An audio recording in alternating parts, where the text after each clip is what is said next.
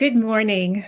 I am Danielle Silich. Welcome to Catching Up with the Neighborhood Preservation Center, our livable community's virtual chat on people, places, and ideas that support nonprofits in building vibrant, socially connected, and healthy places to live, work, and play. We are so fortunate to speak with Marie Grieve, Global Vice Chair of Women in BIM today. Marie, welcome, and thank you so much for taking time. No, thank you. Thank you for inviting me. I'm looking forward to our chat. So a few months ago, I was actually chatting with another colleague at Weave Collaboration Partners, and he mentioned to me this concept of BIM, building information modeling.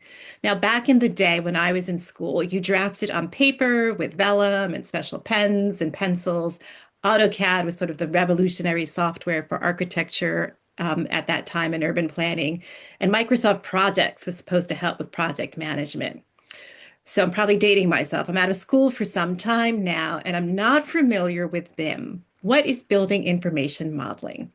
Okay, well, first of all, let me just put into context that I've been working within the realm of building information modeling for about 15, maybe 17 years. Um, so the concept to many is still new and surprisingly still new, given that's been around such a long time.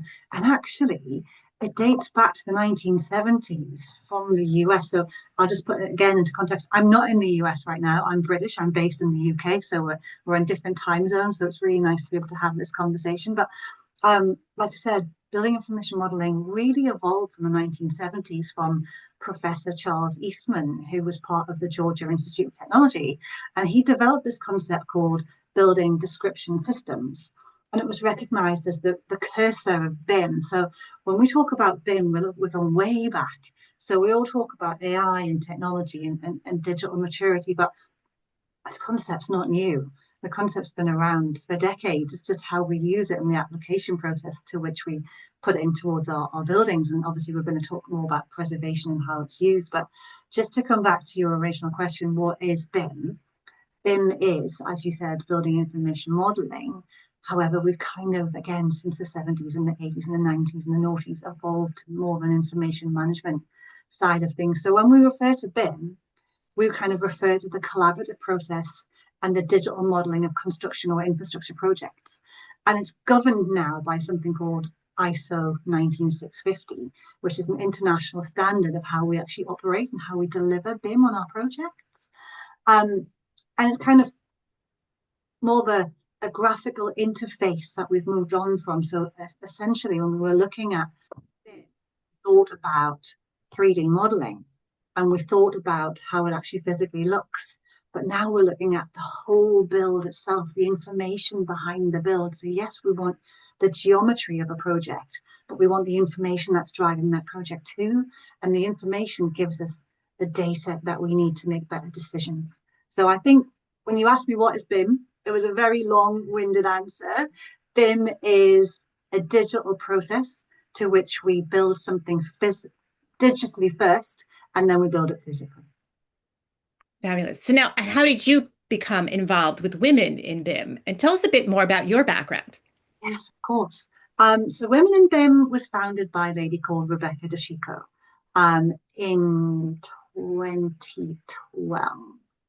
It's about 14, 15 years ago. Rebecca was in London at the time. She's now back in her native Australia. And I've known Rebecca for a long time. So after about 4 years it was set up, Rebecca approached me and said, would you like to support with this group of women in industry and construction and engineering and architecture? And the very basis of what Women in BIM was really giving women a voice. It very much started out with that women are underrepresented in terms of that digital aspect of the built environment. And it was to give women a voice. It was allow women to be heard. And that's where I kind of started. So my journey with Women in BIM has really been about the development of professional and personal skills to allow women to develop their own confidence, their own voices to be heard within industry. So that kind of goes back to the Women in BIM thing, and obviously I've been involved ever since. And now I'm the global vice chair and leading on all of the communications because my background is in marketing. So I'm not a BIM practitioner, I'm a BIM storyteller. And I get to work with architects and engineers and contractors and clients and school owners and hospital owners and people who work in sort of like public libraries and tell them all their stories about how BIM's enabled them to build quicker, faster, more efficiently, greener. It's allowed their projects to be more sustainable. So my background is very much marketing. I worked for the Royal Institute of British Architects, which is the equivalent of the AIA in the US. At that point, BIM was huge in the UK. We launched the national BIM standard. Um, as part of our IBA, we launched the National BIM Library, again, which I was part of launching.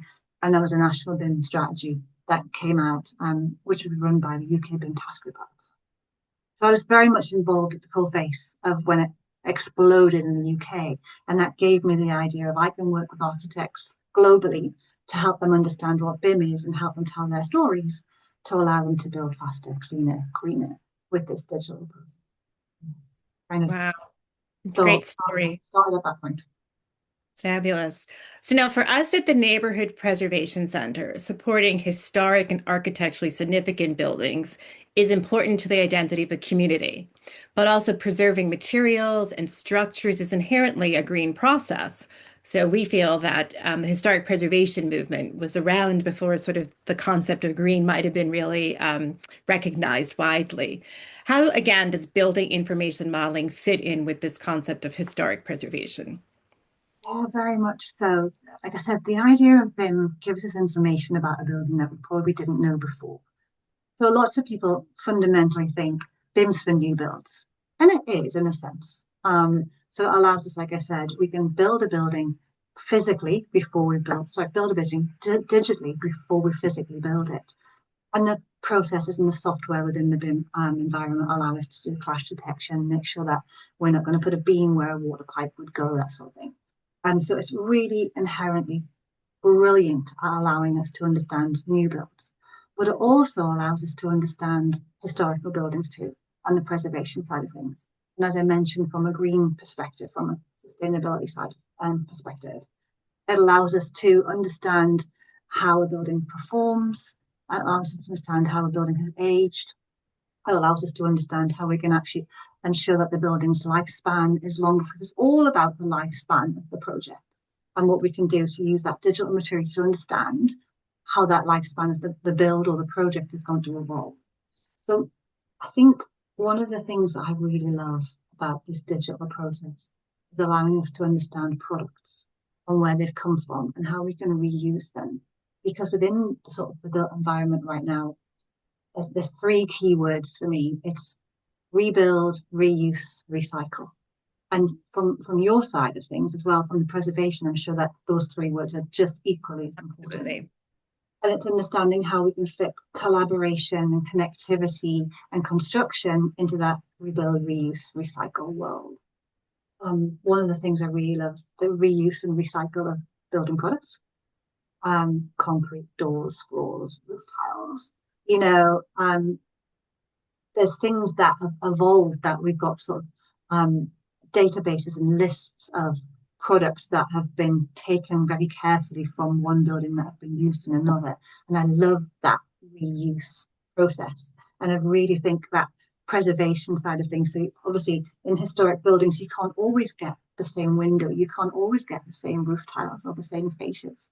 And if we can borrow or take it or donate from another building, that allows us to do that. And the BIM world has given us that capability, because it gives us the understanding of where a product originated, what its performances are, what its properties are, and is it fit for reuse?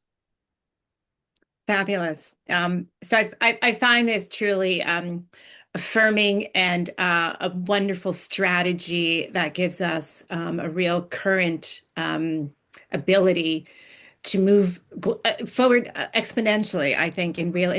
Now we don't have to go to the the warehouse where all the start materials are kept because someone had presence of mind to run and save a building or source scraps on the side of the road.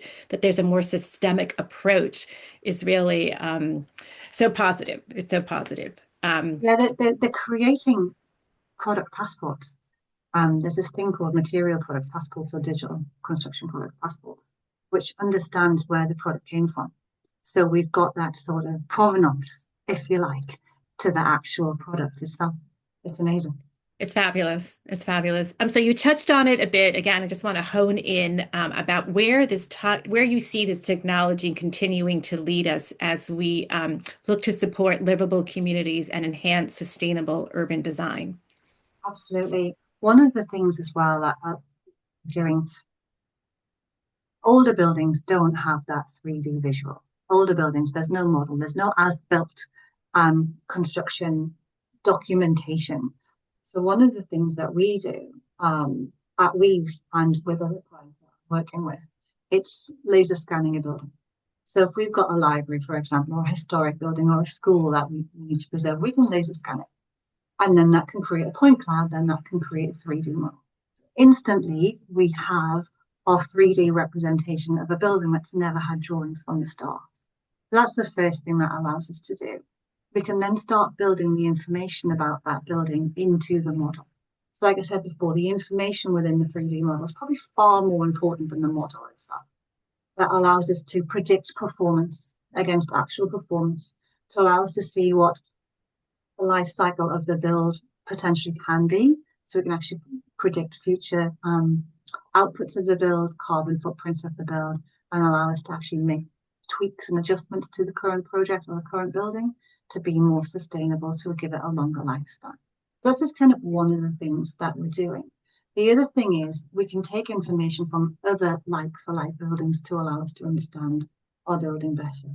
And it then means that once we start to do some renovation work or some rebuild work, we've got drawings to work from. So we know that maybe the cellar is in a certain position and the weight of that flooring isn't as, the bearings aren't quite as strong as another part of the building. So if we were preparing to sort of renovate in one space, we now understand what the construction integrity of that building is, whereas we probably didn't know that. So it just get the information gives us power, and the information gives us knowledge to make better decisions. It's fabulous. So we're wrapping up. This was a quick catch up. Thank you so much. Marie, can you remind us of where can we find information of women in BIM online? What's website or mail? Absolutely. So it's womeninbim.org. We're a global organization. We've got tens of thousands of members all over the world.